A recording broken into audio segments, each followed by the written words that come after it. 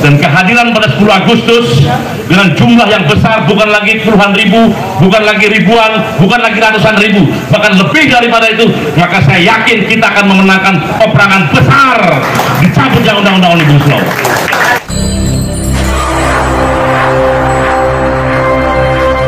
Waktu dan tempat saya persilakan buat Bung Jumhur Hidayat.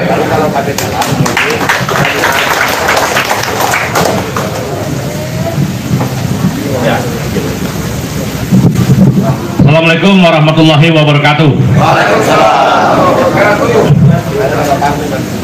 Tadi saya menyaksikan aura-aura begitu optimis, tapi juga ada aura-aura yang pesimis terhadap aksi-aksi buruh dalam rangka perbaikan peraturan perburuhan. Saya ingin menyampaikan di sini bahwa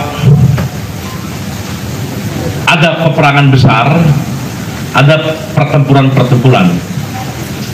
There is a war, there are battles.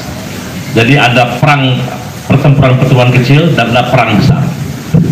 Boleh jadi perang besar ini belum kita menangkan, tapi beberapa pertempuran kecil dalam rangka perbaikan peraturan perburuhan itu sudah kita menangkan, walaupun barangkali belum sempurna. Teman-teman mungkin bisa ingat ketika ada peraturan JHT harus umur 56 tahun. Terjadi demonstrasi-demonstrasi di mana-mana, mengepung Kementerian Tenaga Kerja dan sebagainya di daerah-daerah seperti itu. Kemudian akhirnya peraturan itu dicabut. Yang demonstrasi kala itu nggak besar jumlahnya, 1.000, 2.000, 3.000, tapi rame karena tingkatnya baru peraturan menteri, dan akhirnya dicabut. Yang demonstrasi total berapa puluh ribu lah seluruh Indonesia untuk JHT itu, tapi dampaknya bisa dinikmati oleh 56 juta buruh formal. Ini saudara-saudara yang sedikit berjasa kepada 56 juta orang. Tepuk tangan dan hormati diri saudara. Kemudian saudara mungkin ingat tahun 2022 upah buruh itu adalah 1%, 0,8%, bahkan ada yang tidak naik kalau tidak salah, karena dia sepenuhnya menggunakan PP 36.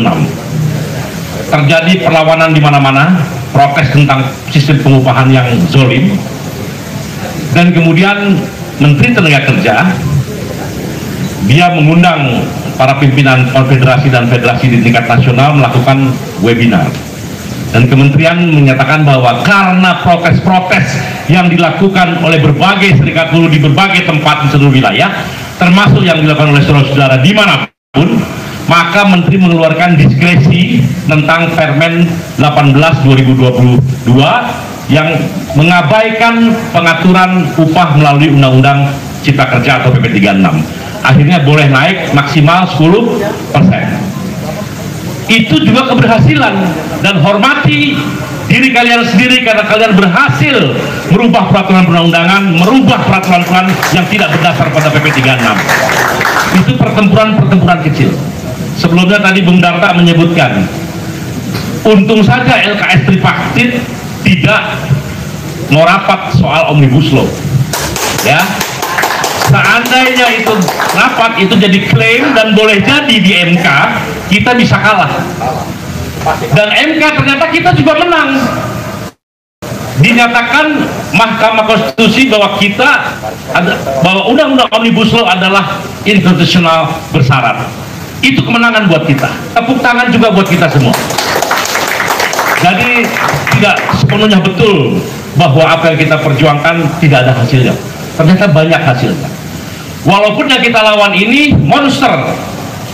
Monster itu hantu blau lah, nggak ada otaknya, nggak ada pikirannya. Pokoknya yang penting gua mau ini, gua mau happy, gua dan kelompok gua mau hura-hura, kalian mau apa? Itu monster. Dan kemudian kebetulan memimpin negara ini, baik yang ada di istana maupun yang ada di DPR. Karena itu berat.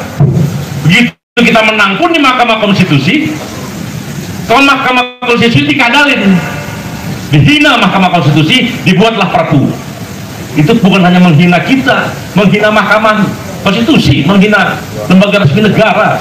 Dibuat perpu dan kemudian DPR mengesahkan dengan cara yang tidak sah juga, karena sudah kadaluarsa masih disahkan. Jadi ini memang para sontoloyo ini memang berkuasa, tapi sebetulnya ya monster tadi gitu. Nah, karena itu kita harus lebih galak, lebih menyeramkan dari monster-monster itu. Dan kehadiran pada 10 Agustus dengan jumlah yang besar, bukan lagi puluhan ribu, bukan lagi ribuan, bukan lagi ratusan ribu, bahkan lebih daripada itu, maka saya yakin kita akan memenangkan peperangan besar, dicabutnya undang-undang Omnibus Law. Saya mengibaratkan besok tanggal 10 Agustus itu bagaikan perang Baratayuda, bagaikan perang puputan, perang habis-habisan. Apakah saudara-saudara yang hidup dan tertindas, dihina, siap berkorban untuk memastikan kemenangan? Bila ingin memastikan kemenangan, maka berkorbanlah. Tidak mungkin saya sendiri berkorban, teman-teman semua pimpinan-pimpinan berkorban, tidak mungkin. Saudara-saudara berkorban sendiri juga tidak mungkin. Harus mengajak seluruh anggota yang terlibat, yang merasa dirugikan oleh aturan ini. Maka yakinkan bahwa kita di jalan yang benar, kita di jalan Pancasila, kita melawan orang-orang yang anti dan berkhianat kepada Pancasila, dan insya Allah kita menang. Merdeka! Assalamualaikum warahmatullahi wabarakatuh. ASP!